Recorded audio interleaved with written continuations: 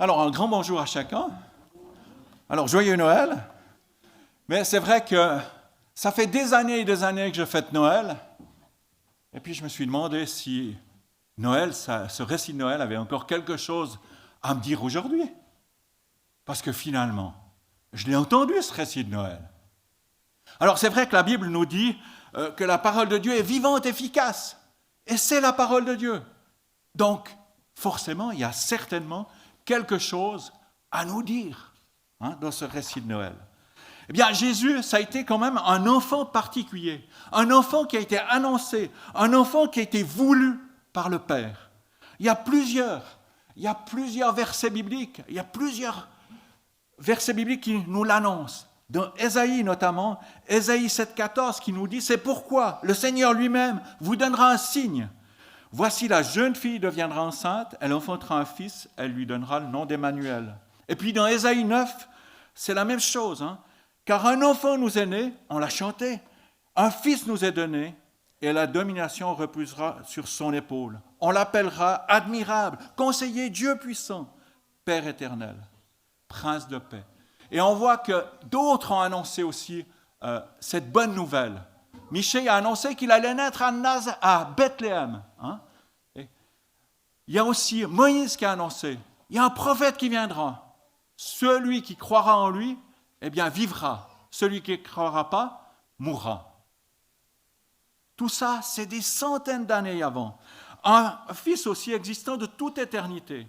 Jésus existe de toute éternité. Et il y a plusieurs chapitres qui nous le disent. Il y a Colossiens 1 qui nous dit « Il est avant toute chose et toute chose subsiste en lui ». Un enfant particulier parce qu'un enfant venu pour faire la volonté du Père Céleste. Un enfant extraordinaire parce que vous ne faites pas toujours la volonté, et moi non plus, du Père Céleste. Mais lui a fait la volonté du Père Céleste. En effet, je suis venu du ciel pour faire non pas ma volonté, mais celle de celui qui m'a envoyé, le Père Céleste. Jean 6, 38. Et puis un nom extraordinaire, Dieu Sauveur. C'est ce qui signifie Jésus. Emmanuel, Dieu avec nous. Et puis, on peut dire que c'est un enfant surprise. Alors, je vous ai mis le texte là de Luc 1, 26 à 38. Je ne vais pas le lire, vous pouvez le lire. Mais l'histoire est la suivante. Il y a un ange qui vient visiter Marie, qui vient comme ça lui dire « Mais Marie, tu vas être enceinte.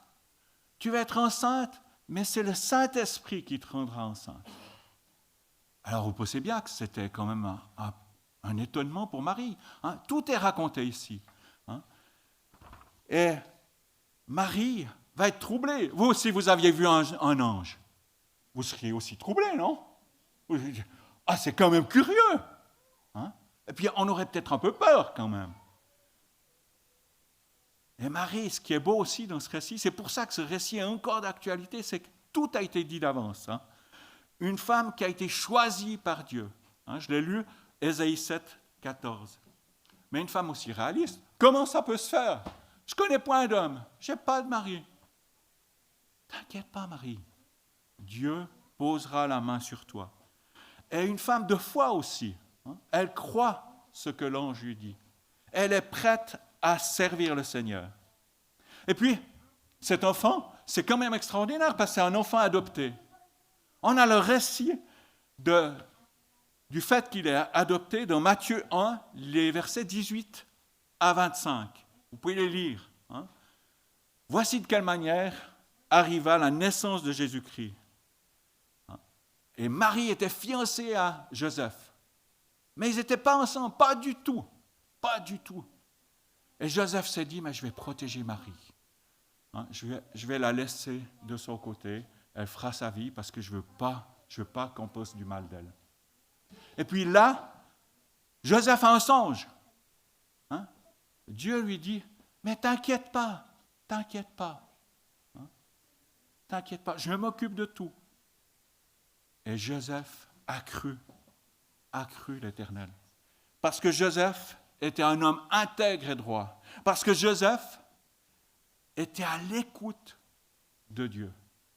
Et le récit qui a été lu sur sur le voyage des mages, on voit bien que Joseph était à l'écoute de Dieu. Parce que quand Dieu lui a dit « Mais va en Égypte, parce qu'il y a Hérode qui va massacrer les enfants », eh bien, il est parti en Égypte. Et quand Dieu lui a dit « Reviens, rentre à Nazareth », il est revenu à Nazareth. Et ça, c'est génial. Mais n'oublions pas que Joseph est aussi un père adoptif. Alors Jésus, un enfant particulier, parce que Jésus est un cadeau de Dieu, un cadeau venu du ciel. Et quand on reçoit un cadeau, on cherche à savoir ce que c'est que ce cadeau et qui l'a donné. Et c'est vrai que ce cadeau est venu avec un plan précis. Et ce plan précis, vous l'avez encore explicité dans Luc 2, verset 35. C'est là, ils sont dans le temple, et il y a un homme, je ne sais pas s'il était plus âgé ou moins que moi, mais un homme âgé qui a été inspiré par le Saint-Esprit et qui a dit à Marie, alors ce n'est pas ce qu'on dit en général à une femme qui vient d'avoir un enfant, hein, mais il lui a été dit, une épée te transpercera l'âme. C'était déjà l'annonce que Jésus allait mourir sur la croix. Mais pourquoi Jésus allait-il mourir sur la croix? Parce que Jésus signifie Dieu sauveur. Et de quoi doit-il nous sauver? Même quand on est petit, on n'est pas parfait. Hein? On n'est pas parfait. Ouais, je vois qu'il y a des enfants qui m'approuvent. Hein? On n'est pas parfait. Hein? Des fois, on pique les jouets de son frère, de sa sœur. Des fois, on joue des coudes. Hein? Des fois, on peut être même un peu jaloux. Mais ce n'est pas l'affaire que des petits. Hein? Les grands, ce n'est pas mieux. Hein? Ce n'est pas mieux. Et je ne suis pas parfait. Et j'ai besoin de ce sauveur. Hein? Et il vient pour nous sauver. Hein? Celui qui croit en lui aura la vie sauve, la vie éternelle, une vie abondante avec lui. Mais il y a un deuxième aspect, c'est que le Père céleste, a voulu donner deux noms. Alors Jésus, Dieu sauve, mais il y en a un autre, Emmanuel, Dieu avec nous. Et dans le Corinthiens, il est dit que, justement, que nous sommes le temple du Saint-Esprit, la maison de l'Esprit du Seigneur. Et ça m'a parlé terriblement. Vous vous rendez compte? Dieu peut habiter en nous. Mais je me suis rappelé aussi que dans sa vie, Jésus, il est entré dans le temple. Et puis il a donné un grand coup de balai. Parce que ça n'allait pas. Hein, il y en a qui faisaient n'importe quoi dans ce temple. Eh bien nous, si on a accueilli Jésus dans nos vies, est-ce qu'il nous faut aussi un coup de balai? Est-ce qu'il faut nettoyer nos vies? C'est la question qu'on se pose et qu'on doit se poser. Parce qu'autrement, nous ne pouvons pas être en communion avec Dieu. C'est impossible. Eh bien, laissons Jésus donner un coup, soyons un peu plus modernes, un coup d'aspirateur dans nos vies. Que vraiment Jésus puisse transformer nos vies. Et puis il y a ce verset que je trouve merveilleux, ce verset de Malachie 3,20. Le soleil de justice se lèvera et la guérison sera dans ses rayons. Vous sortirez en bondissant comme des veaux d'une étable. Le soleil de justice, c'est Jésus. C'est le Seigneur qui se lève, qui s'est levé pour nous. La guérison sera dans ses rayons. Et je disais, il n'y a pas longtemps, je disais à quelques-uns, oui, je suis en train de déposer pas mal de mandats parce que je commence à avoir des cheveux blancs. Donc des mandats où je me suis engagé à aider, j'ai été dans l'église à faire certaines choses. Et je n'ai pas été parfait. Je disais, oui, je demande pardon. Et j'ai blessé peut-être certaines personnes. Mais ces personnes-là, leur responsabilité, s'ils veulent avoir cette guérison, c'est de s'exposer à Jésus-Christ, de s'exposer au soleil de justice. C'est lui seul qui donne la guérison de nos frustrations, de nos blessures, quelles qu'elles soient. Il veut guérir notre amertume. C'est lui seul qui peut guérir. Et puis après, moi c'est un verset qui me parle parce que je suis fils de paysan Et je peux vous dire, au printemps, j'ai vu alors, vous sortirez en bondissant comme les veaux d'une étable. Hein, il y a de la joie. Quand on est guéri, il y a vraiment, vraiment de la joie.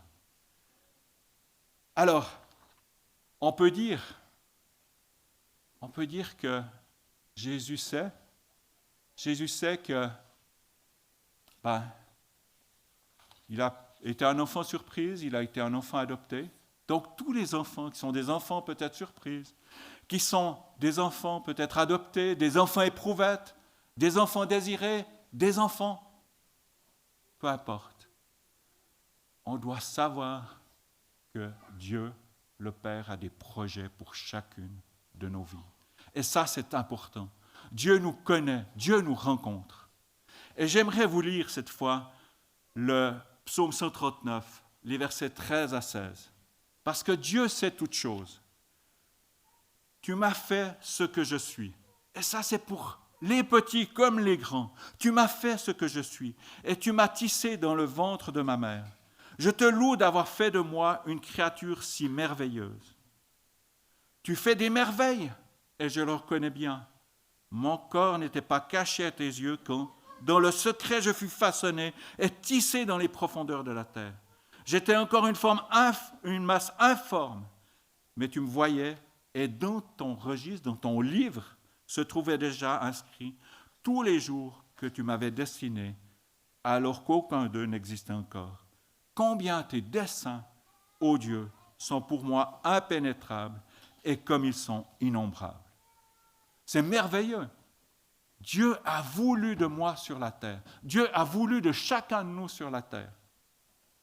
Je vous propose, parce que vous avez quand même vu qu'il y avait un cadeau ici ou pas? Ah oui. Il y en a quand même qui observent. Il y a un magnifique cadeau ici. Il est quand même assez grand. Hein?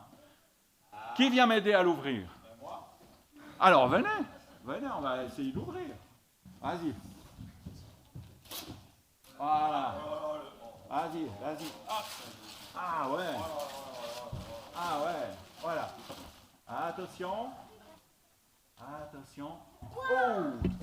Oh là, on va montrer d'abord. Hein. Voilà. Voilà. Alors, tu vas distribuer à chaque personne un petit sucre d'orge. Toi aussi? Vous allez à 2 si jamais. Puis il y aura encore autre chose à distribuer. Attends, je vais donner là. Voilà. Vous donnez à chacun un sucre d'orge. Attends, je vais te donner encore... je te donne quelque chose aussi à distribuer. Ça, tu peux distribuer aussi à chaque personne. D'accord? Tu l'accompagnes? Voilà, je vais le garder juste un. Voilà.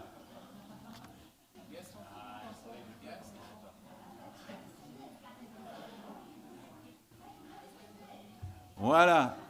Alors, le sucre d'orge, il est quand même certes très particulier. Et il a un message pour nous, ce sucre d'orge. Un message extraordinaire. Hein? Le sucre d'orge sous forme de canne porte en effet une riche signification chrétienne. Sa forme en J nous rappelle Jésus. En Jean 1, il est dit « Au commencement était la parole, et la parole était avec Dieu, et la parole était Dieu. Elle était au commencement. » Donc on voit que dès le début, la parole était avec Dieu. Et puis, le bâton rappelle la crosse du berger, veillant sur ses brebis. Eh bien, c'est le psaume 23. « L'Éternel est bon berger, je ne manquerai de rien. Il me fait reposer dans de verts pâturages. » Et puis, le blanc symbolise la pureté de Christ. Sachant que ce n'est pas par les choses périssables, par de l'argent ou de l'or que vous avez été rachetés de la vaine manière de vivre, que vous aviez hérité de vos pères, mais par le sang précieux de Christ, comme d'un agneau sans défaut et sans tache. Et puis, les rayures rouges représentent son sang versé pour l'humanité. Et en lui, en Christ, nous avons la rédemption par son sang, la rémission des péchés, selon la richesse de sa grâce. Eh bien oui, vous pouvez avoir toutes ces références, hein, Jean 1, Psaume 23, 1 Pierre 1, 19, Éphésiens 1, 7. Mais maintenant, je vous propose d'écouter un chant particulier. Tu as voulu de moi sur la terre. Tu as voulu un jour me voir naître. et aucun autre ne sera le même enfant que moi. Alors on va l'écouter.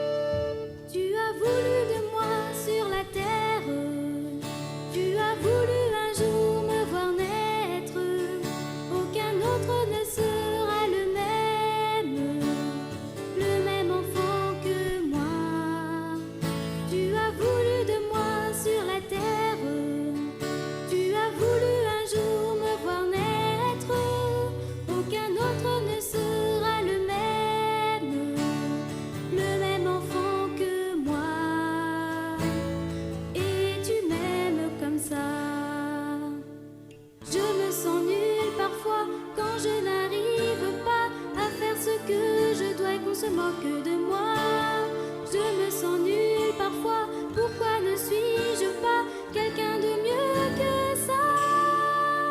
Tu as voulu de moi sur la terre, tu as voulu un jour me voir naître. Aucun autre ne sera le même enfant que moi. Et tu m'aimes comme ça. Jamais trop nul pour toi, tu as tes plans déjà, tu me les confieras si j'écoute ta voix. Jamais trop nul pour toi, tu seras même fier de moi, je m'écris Alléluia. Tu as voulu de moi sur la terre, tu as voulu un jour me voir naître. Aucun autre ne sera le même enfant que moi. Tu as voulu de moi sur la terre, tu as voulu un jour me voir naître. Aucun autre ne sera le même enfant que moi. Et tu m'aimes comme ça, tu m'aimes comme ça, tu m'aimes comme ça. Oui, Seigneur Jésus, merci parce que tu as voulu de moi sur la terre. Tu m'as tissé dans le ventre de ma mère. Je te loue de ce que tu as été présent à mes côtés dès la conception. Et merci, Seigneur, pour tes bontés, pour ta miséricorde. Et Seigneur, ce matin, nous voulons reconnaître que tu es un grand Dieu, que toutes choses sont dans ta main. Et Seigneur Jésus, merci pour ce Noël. Et bien que nous puissions vivre ce Jésus, Dieu Sauveur, Emmanuel, Dieu avec nous. Et je te prie pour chacun de ces enfants, ces petits-enfants, qu'ils soient ici ou qu'ils soient parmi nos proches, Seigneur, je te les remets. Que vraiment ta main soit sur chacun d'entre eux. Je te remets aussi chacun d'entre nous, Seigneur, visite-nous. Visite-nous comme au premier Noël. Que vraiment ta grâce soit sur nous et que nous puissions comprendre ton message d'éternité. Dans le nom de Jésus. Amen.